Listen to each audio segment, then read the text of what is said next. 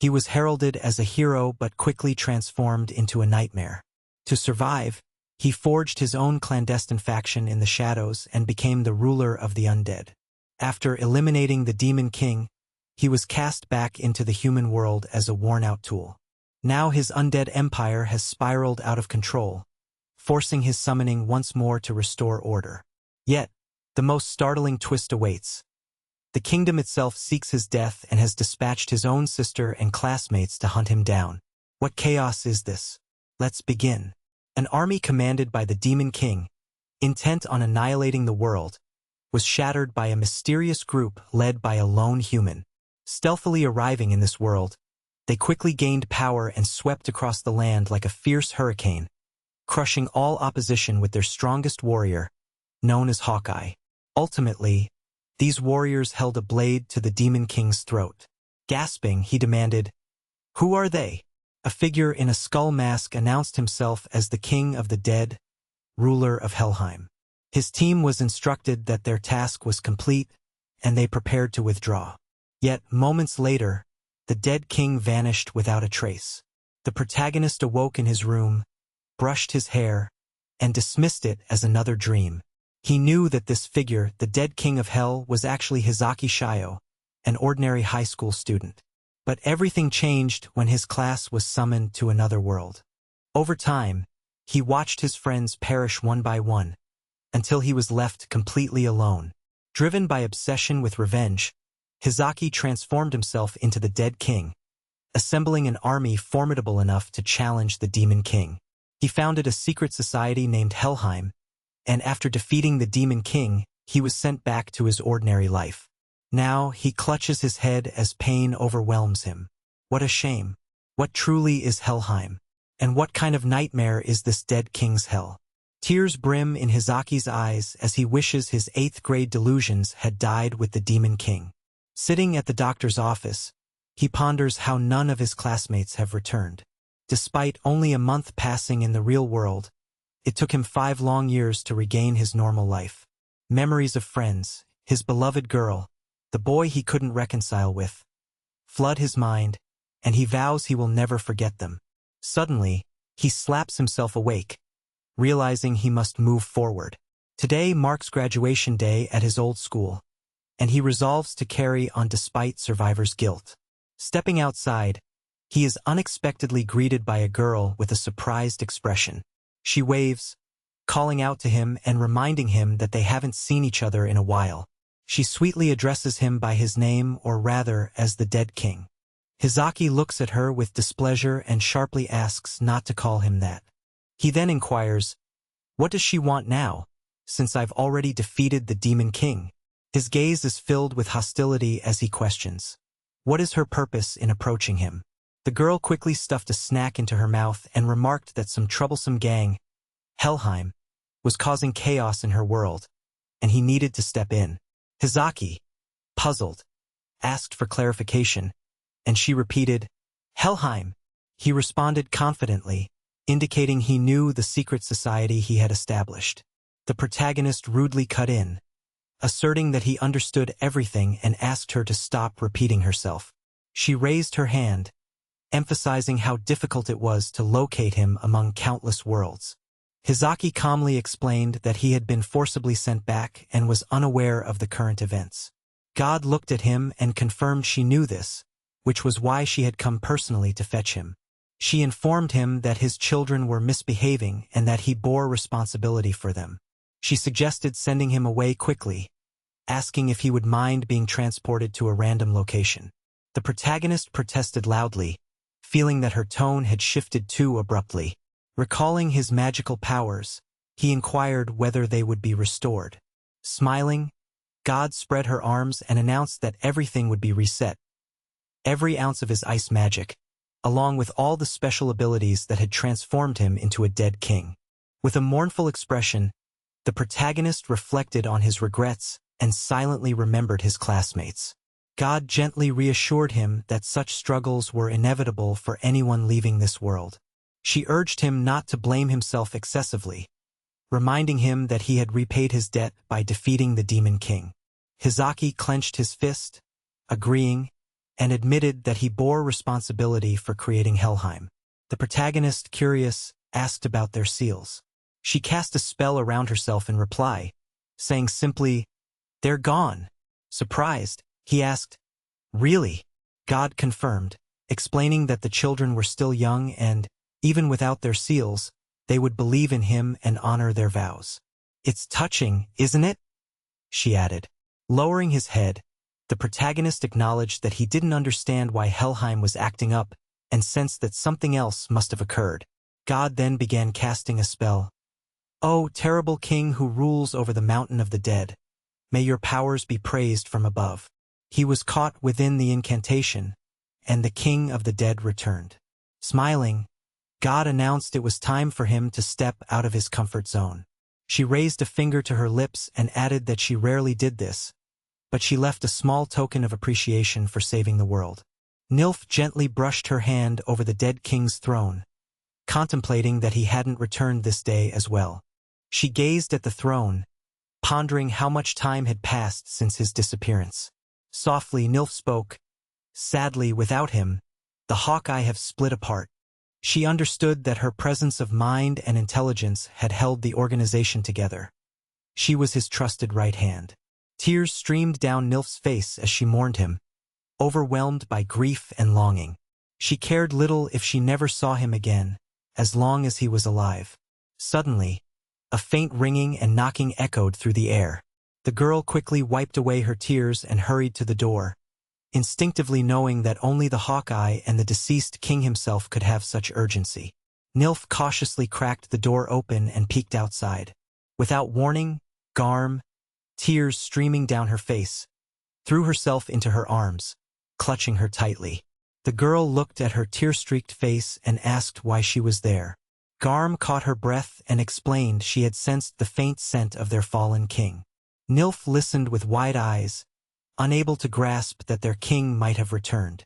Meanwhile, the protagonist awoke sprawled on the ground, analyzing himself. The transfer had evidently proceeded without issue, prompting him to check his status first. He extended his hand, and his status appeared, Hizaki with available magic, ice magic at level 1. He noticed the blessing of death, a power whose strength depends on the total number of creatures slain. 0.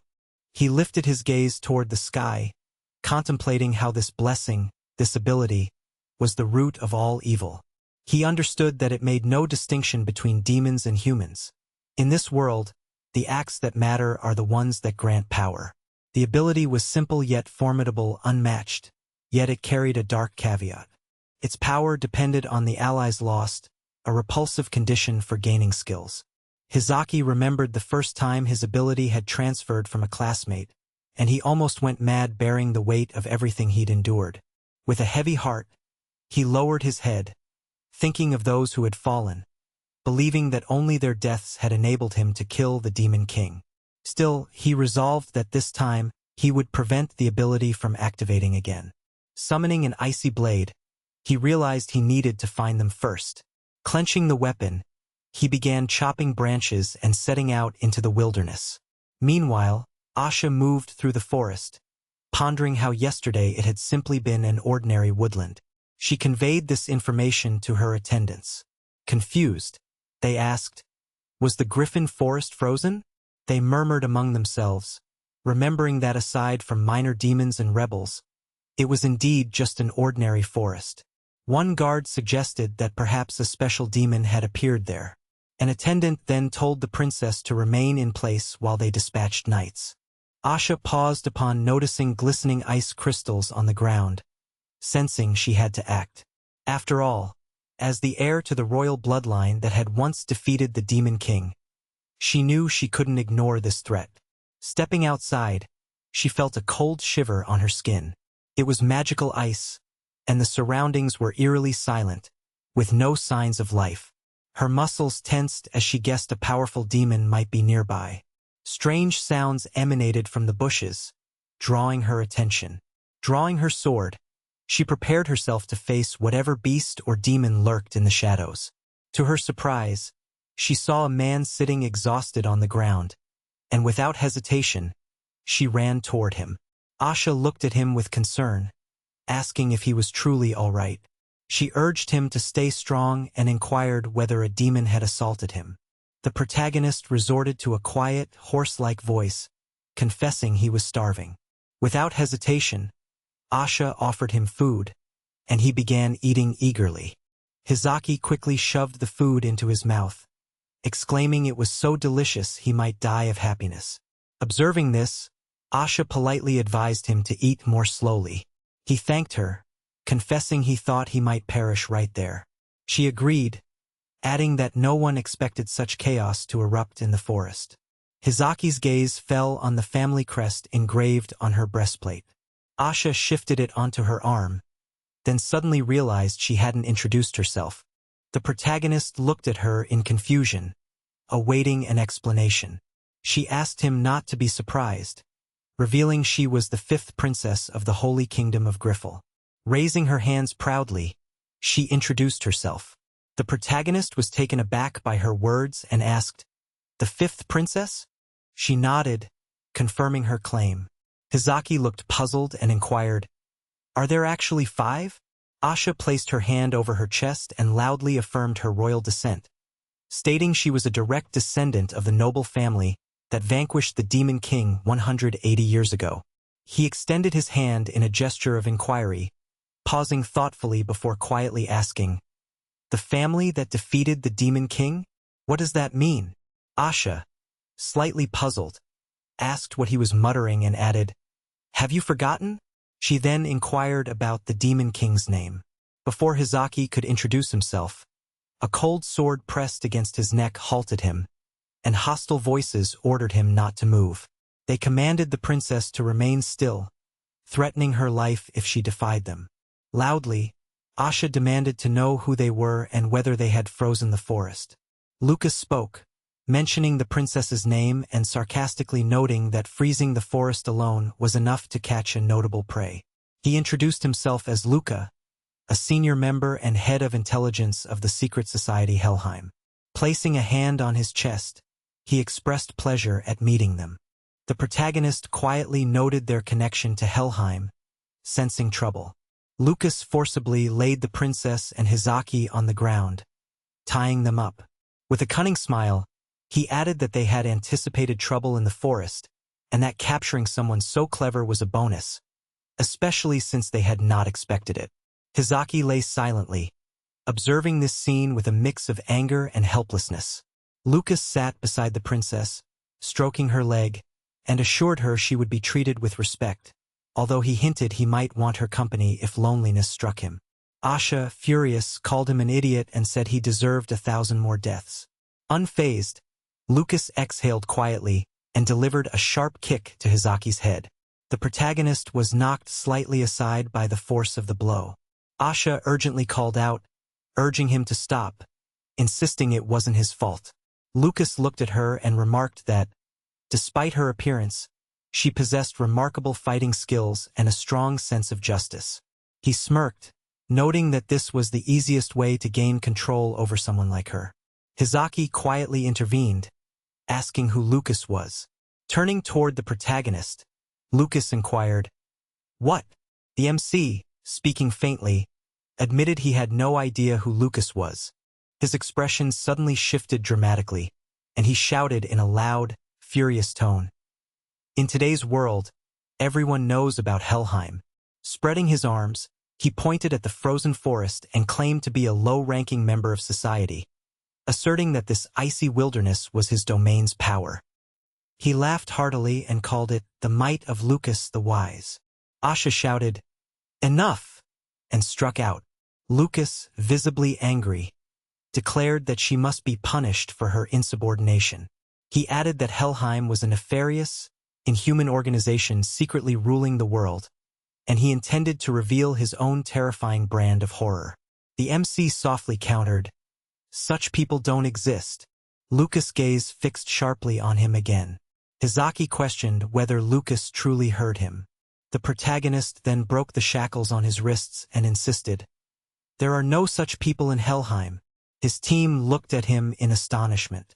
Hizaki shouted angrily, "If only they'd all stay silent and listen, he said loudly. What's the point of secret societies if they just reveal themselves openly? It defeats the purpose. Hizaki then dismissively added that calling oneself evil and inhumane was pretty lame. The crowd was confused, struggling to understand who or what Lucas or Hizaki truly were. The protagonist explained that they operated in the shadows with vague motives and elusive identities, because if everyone knew their true nature, their secret society would be meaningless. He sighed with relief, grateful that they weren't linked to the mysterious event. Lucas, bewildered, asked what he was talking about. Kayazaki then cast a freezing spell on them, explaining that high-ranked members of Helheim never reveal their names. If he refused to do the same, he wasn't suited for Helheim. Before anyone could process what had happened, icy chains encased them. The protagonist pointed at the frozen Lucas and asked if he understood, noting that he hadn't frozen the forest. He then revealed that he had taken over 1,458 lives in just the month he had been there. Lucas was nearly entirely encased in ice, yet he still didn't grasp what that signified. Hizaki looked at his right hand and stated, "If he doesn't understand that, then he's definitely not a Helheim member." With a snap of his fingers, Lucas shattered into pieces. Calmly, the MC warned, "And don't even think of claiming Helheim's name for yourself." The protagonist paused, realizing how Helheim's reputation had grown so immense that his absurd fantasies now spread worldwide. Scratching his head, he acknowledged that the nickname sounded so similar to something he might have thought up himself that it was giving him a headache. MC cast a sidelong glance and saw the princess poised in a combat stance. She loudly declared, "So he's behind this, targeting the forest." Hizaki apologized for exaggerating and suggested they confront even more demons. Asha sharply ordered him to remain still. The princess, voice tinged with apprehension, inquired, "What is his purpose, and why did he do this?" The protagonist stroked his chin, contemplating whether to eliminate demons. He understood that, although the Demon King might be dead, other demons still posed a threat to innocent people. He believed the princess would grasp this motive if he explained. Seeing her clutch her sword firmly with trembling hands, he gently urged her not to fear him. Lowering her weapon, Asha declared loudly that she was unafraid. MC introduced himself, emphasizing that he was just an ordinary man. Her eyes widened in surprise when she recognized his name. He then informed her that he needed to depart, as he had other matters to attend to. Zaki waved farewell, remarking he'd thank her if he remembered later. Asha stood still, repeating his name, finally realizing that he was the dead king, a long-standing enemy of the hero who had defeated the Demon King and established the Griffel royal family. The hero had defeated him on many occasions. He was also known as a notorious sinner. Taking the lives of 32 of the hero's companions, Asha observed her own hand and understood her current inability to defeat him. Yet, if he truly was the deceased king, her only option was to confront him. She thought of her city and swore an oath upon the royal family's name. Meanwhile, Nidhogg's assistant reported that the sea of griff trees had frozen solid. Nidhogg remarked that the magic did not resemble ordinary spells and might be the work of a powerful demon or even the Demon King himself. She hypothesized it was merely speculation and ordered her subordinate to inform the emperor to wait for further news. The assistants accepted the command. Nidhogg looked out the window and perceived that they were undoubtedly expecting her. She burst into loud laughter, called his name, then transformed into a woman with long hair. Deciding to proceed directly, Nidhogg headed toward him. Hizaki examined his status and realized that the blessing of death still functioned as before, initially affecting 100 lives, then 1,000, then 2,000. He understood that the mountain of corpses would elevate him to a higher level until slaying demons became instinctive. With a somber expression, MC reflected on the terrible cycle. Kill, kill, kill. He shook his head, recognizing there was no point dwelling on it now. Hizaki gazed into the depths of the forest and noticed movement. He ordered the others to step out, knowing they were nearby. MC silently contemplated whether they would appear willingly, perhaps feeling embarrassed since he had initiated this plan himself. Even he felt shameful about it. Hizaki exhaled and resolved to handle it himself. He shouted loudly toward the woods, commanding them to emerge and bow before him. Garm and Nilf stepped out unscathed and unblemished, not harmed in the slightest. He looked at them with a gentle smile, expressing how pleased he was that they were safe. Nilf did not recognize him and asked, "Is that the dead king?" Hizaki nodded quietly, a faint smile of approval on his face. Garm softly remarked, "They are kings." The protagonist confirmed her words, although he wished they would stop referring to him in that way. The girls remained silent, their gazes filled with admiration and disbelief. Fully aware of how long they had waited for him, he felt compelled not to let them down. Hizaki bowed his head and apologized for the delay, then extended his hand with a smile and announced that the dead king had returned. Tears welled in Nilf's eyes at his words, and she and the others rushed to embrace him. Garm, with tears glistening, said softly, "And not for long." Before returning his hug, Hizaki exhaled slowly, hugging her back. Nilf handed him her cloak, asking him to take it. The protagonist lifted his Helheim cape, recalling how he had deliberately cut it apart. He looked at the girls with a smile and donned the cape once more. Hizaki commented softly, "Honestly, I still think it looks great." The girls watched him quietly, seemingly in awe. The protagonist proposed they locate those who had stolen their name and confront them directly. He turned to leave, commanding them to follow. Garm eagerly declared, "Anything for the king?" Hizaki knelt, clutching his head. Worried, Nilf asked, "Dead king, what happened?" He exhaled heavily and replied, "It's fine. I just died a little inside." Then he added, "This entire shameful nightmare is like my 8th grade syndrome, but I'm glad to be back." Hizaki echoed, "He's back." The protagonist explained that he had frozen the valley of Griffeel trees and was tracking the path ahead. Pointing at the map, he suggested they were somewhere near a certain clearing. Nilf guessed that the landscape had likely changed during the long years of magic and demonic influence, with unexplored regions recently rediscovered. Consequently, the map only offered a rough overview. He said, "Better than nothing," and indicated the city. Quietly, he suggested they visit the traveler's city, the Gat, to better understand the area. Nilf agreed, adding it was the best option. Garm smiled, mentioning she hadn't been to the Gat in a long time. Hizaki stroked his chin and proposed that places where people gather are often sources of information, and perhaps they could learn who had stolen their name from local rumors. Garm murmured in admiration, "The king is incredible," and added with a smile, "He sounds like an ordinary person." She called him a great actor. Nilf corrected her, "Their king is capable of anything, and besides, it's not so hard to play the harmless guy, right? A dead king."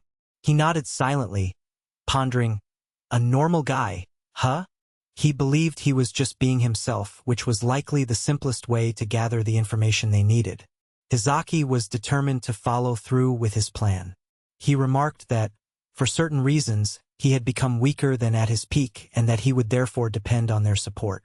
Nilf responded loudly, affirming her readiness to protect him with her life. It was the first time the protagonist realized he could truly count on them. He smiled kindly and asked, "Really?" reflecting on how he had always relied on their loyalty. Observing their reverence for him, he understood the urgent need to restore his strength. Suddenly, Hizaki heard strange noises and spun around. They soon spotted a massive demon, a formidable creature, not the weakest in its kind. Nilf noted that it was at least a level 5 monster in the forest, prompting the protagonist to wonder about the dangerous territory they had been transported to. Garm raised her hand and loudly proclaimed her reliability. Hizaki glanced at her with a smile and commented that he had been counting on her. Joyful, Garm leaped forward and drew herself up to face the demon. The beast lunged to attack her but missed. Garm evaded effortlessly, sticking out her tongue in reckless jest and taunting the creature. The demon struck again, hitting her, yet she quickly recovered, brushing dust from her armor. She commented that the demon was strong but insisted that her tricks wouldn't work on her. Hizaki looked at her with approval, complimenting her competence. She charged again, demonstrating her indestructible beast-like body, grasped the demon, and swiftly ended its life. Hizaki regarded her with admiration and noted her display was impressive. Nilf added that even as an ally, she often surprised them all. Garm possessed an extraordinary ability. Her indestructible animal form protected her from all but fatal blows, meaning she could only be defeated by a single, exceptionally powerful strike. As a beastman, her resilience was already notable, but her capabilities surpassed even that, standing out as truly exceptional. Garm, blood-spattered but grinning, asked, "Well?" The protagonist expressed his gratitude, acknowledging he could rely on her. He gently wiped the blood from her face as she chuckled softly, finding it ticklish. Hizaki reflected on how she had always been the most troublesome of their allies, yet he was glad she stood with them. When they arrived at the traveler's city, they saw frightened passers-by and heard frantic screams. Nilf observed the agitated crowd and asked what was happening. The protagonist looked at the chaos and felt a wave of nostalgia. This was the first city they had entered after being summoned. He lowered his head sadly. Garm noticed his mood and asked what was wrong. He replied, "Nothing. We need to gather information." He understood the suspicion that the group posing as Helheim might include genuine members of the society, which could lead to catastrophic consequences if confirmed. Entering a tavern, he realized he needed to stop dwelling on pointless worries. His priority was now to uncover everyone's intentions, actions, and traces to understand the true nature of their allies and enemies alike. He moved past the crowd toward the counter, but quickly everyone began to notice him. She thought he might need to find some outgoing adventurers to talk to. As he scanned his surroundings, he realized that his hairstyle, gaze, and leather gear marked him as a novice. These appeared to be second- or third-level explorers from the same village or nearby settlement. This made it seem easier to approach and strike up a conversation. With that decision made, things shifted into place. A tense adventurer named Ando approached, mentioning he had drunk too much. He started to leave, apologized, and explained he needed to vomit. She asked if he was all right, considering whether she should accompany him. He declined, exiting the building. The main character then approached her and inquired if she was alone here. She shook her head, revealing she was here with a friend. He sat at the same table and said he would join her. She was annoyed, warning him she had already made her boundaries clear. He asked her to wait and clarified he only wanted to ask a few quick questions, implying she wasn't opposed. Meanwhile, his sister Hoka was strolling down the street with other students, pondering whether her brother had overslept and if he would arrive on time. A young man approached her and wished her good morning. She responded with indifference as she passed by. He hesitated, awkwardly mentioning that since it was a short day, he wanted to see if she had time, but she interrupted, saying she had already promised to meet her brother. He understood and nodded. Continuing her walk, Hoka reflected that she liked someone. Her brother, for example. His face, reminiscent of their parents, was quite handsome. Naturally, that was normal. He cared deeply for the family and was especially kind to them. Her brother was incredibly good-looking, considerate, and they had been close since childhood. Entering her office, she thought there was no reason not to like him. She wasn't interested in her peers' romantic dramas. Suddenly, she and her classmates found themselves transported to an unfamiliar, blank white space. They all panicked, unsure of what was happening. They shouted loudly, asking, "What is this place? Where is the office? Everything is white. I can't see anything. What should we do now?" Suddenly, a figure appeared, God himself. He announced that the process had begun. They had been summoned to another world, and now they needed to be brave. Hyoka looked at her and asked, "Did he say another world?" The students were shocked and asked the same question in unison, confusion evident. They desperately wondered, what does this even mean? What is happening? Extroverts often struggle with this concept of being called into a different realm, as they usually don't know much about such phenomena. What could she be talking about? Her main priority was to send them back to the office. Calmly, She approached and reassured them everything would be fine. She promised to oversee their safety, encouraging everyone to relax and embrace the adventure awaiting them. Hyoka raised her hand, requesting a moment, and expressed that she didn't truly want this adventure. The deity gazed at her calmly and explained that she was not responsible for the summoning. All inquiries should be directed toward the locals who had called forth the others. Now, the most intriguing part begins. Anyone summoned to a new realm receives an ability, an extraordinary skill or power. They can name it however they wish. The primary purpose of this power is to assist the summoner, while the individual can use the rest of their time freely. There's no obligation for study or work. They may surround themselves with allies or romantic interests, pursue wealth or fame. They will act in the order in which they touch the mystical sphere. They can choose to begin immediately. The summoned students eagerly moved forward, touching the sphere instantly. One student, who previously tried to speak with Hooka, extended his hand, suggesting they should go too. She stood still, calmly telling him to proceed without her. She wanted to be alone with her thoughts. If he went, he had to do so independently. The god looked at her and asked if she wouldn't go. Noting that the portal was closing soon, she inquired what would happen if she refused to enter. Standing beside the sphere, she warned that anyone who didn't step in would be forever trapped in this white, featureless space. She politely insisted she merely wanted to be returned, standing composed. The deity responded that such a return was impossible. She raised her hands and, in a commanding voice, threatened. And what if she kills her?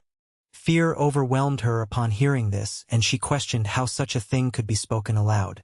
Yet, she understood, to her dismay, that death in this realm was not an option. Nothing could free her from her fate. She pondered the situation, and the god asked for her name. Looking thoughtful, she introduced herself.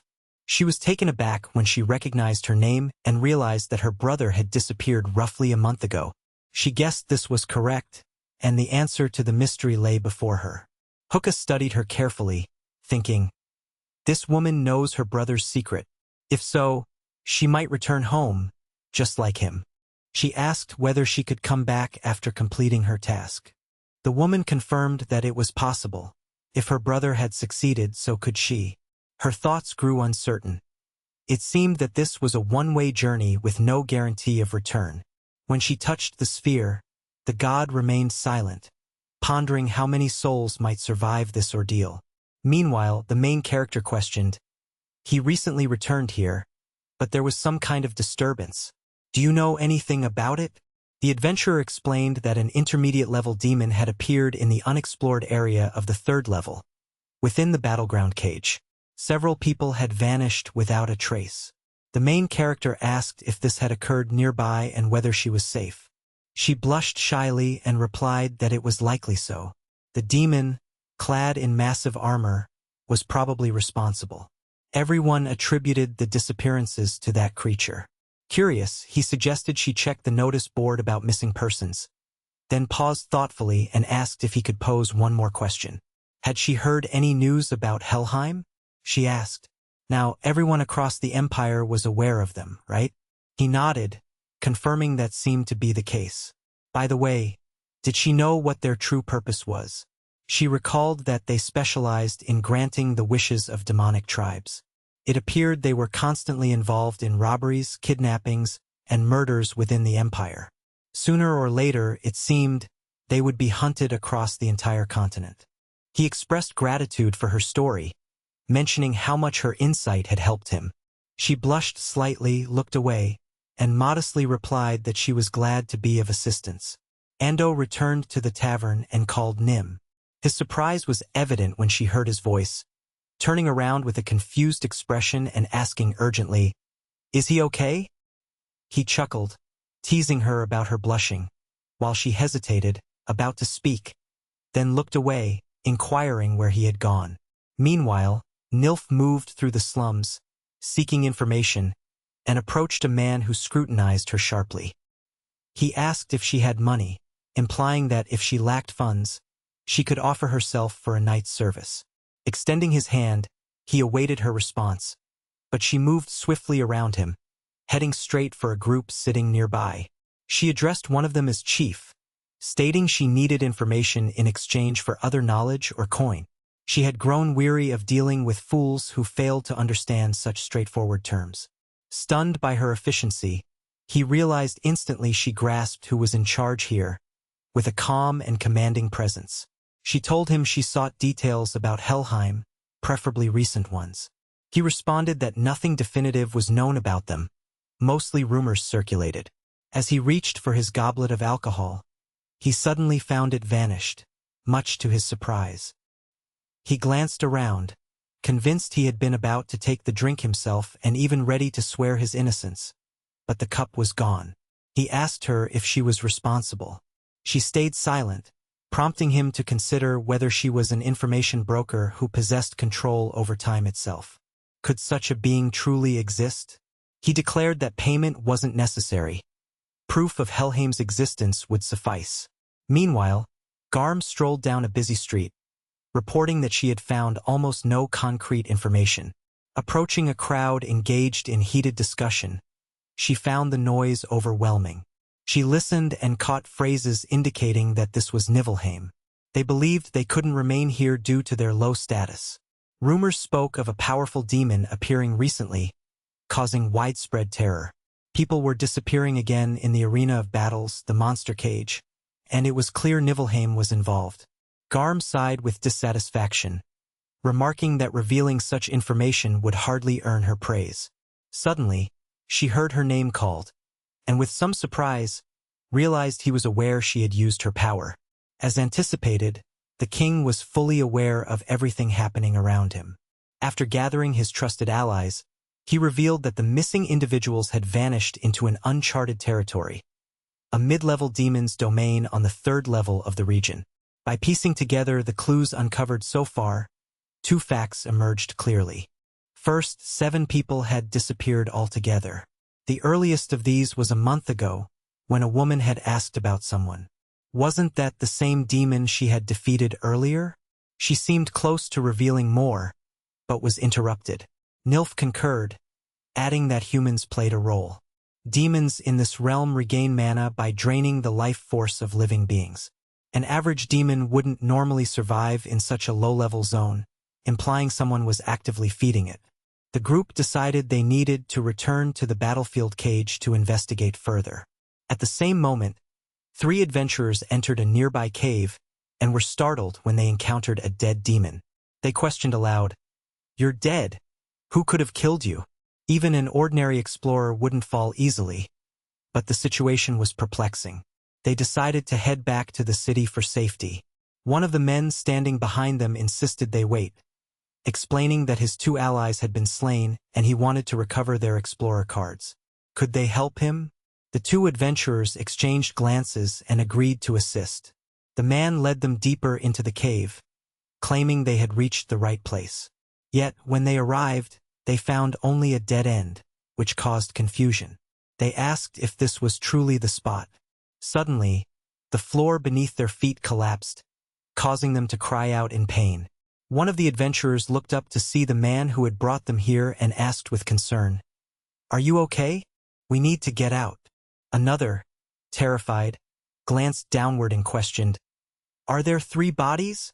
The man scrutinized the explorer card he held, which bore his face, and remarked, "Isn't this your card? Who is he then?"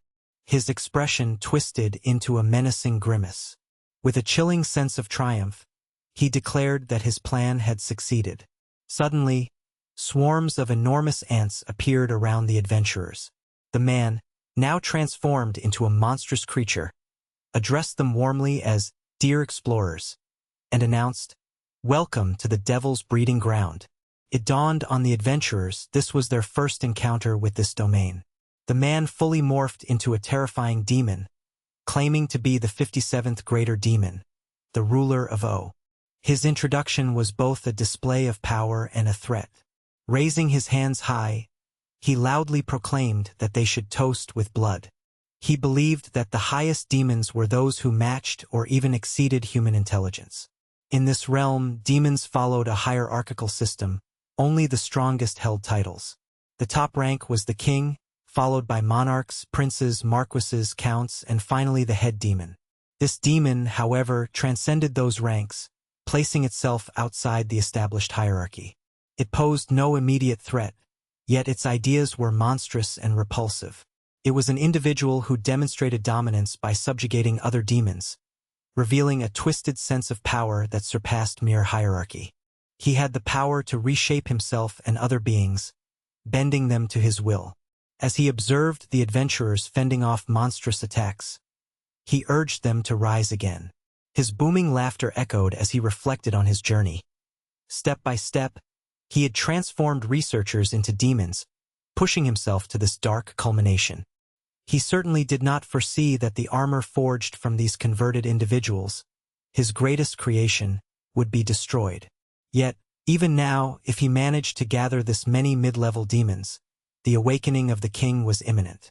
Unexpectedly, the demon he had summoned was sealed within an icy crystal, and amid the chaos, he heard a voice remark, "He underestimated them, didn't he?" Turning aside, he saw the protagonist, who calmly stated that they never expected it to be a supreme demon. Meanwhile, in another place, a group of students found themselves within the royal palace. A man standing before them introduced himself as the ruler of this land, saying, "So, the last brave soul has arrived. Welcome to the sacred kingdom of Griffel. I am King El." He then appealed for their help in stopping the chaos wrought by Helheim, the crystal of hostility threatening to consume their world. He begged them to unite and confront the undead king. Among his companions was his daughter, Asha, chosen by a magical summoning sphere from another world to serve as its keeper. She would guide them on their journey. The students examined her appearance, and Hyoka concluded it was time for her to continue her part. Approaching, Asha introduced herself as the fifth princess of Griffel. She addressed the young heroes, asking for their assistance, and requested they allow her to assess their special talents first. The students eagerly inquired about what these talents might entail. Was it something like manifesting fire from their hands? They wondered if this was related to what the girl in the t-shirt had mentioned. They all hoped to awaken rare or powerful abilities. As Asha moved with her group, she thought about her desire to return home. Eventually, they reached a designated room where Asha announced she would evaluate each of them individually. One student noticed armed knights inside and questioned whether they truly intended to fight. Without delay, Hoka entered, unleashing her ice magic and attacking the knights. The princess hurried to her, shouting loudly, and questioned if Hoka truly knew how to wield ice magic. In their modern world, such techniques had vanished, with only the dead king retaining them. With an expression of indifference, she asked, "Is that really true?" Suddenly, a system window appeared before her, revealing her name and magic affinity. Human magic. Her talent was titled Silver Star's Favorite, a power that enhances both magical and physical strength in icy environments, while also automatically evading attacks and countering enemies. She was revealed to be the sister of the dead Ice King, a testament to divine interest surpassing the limits of ice magic development.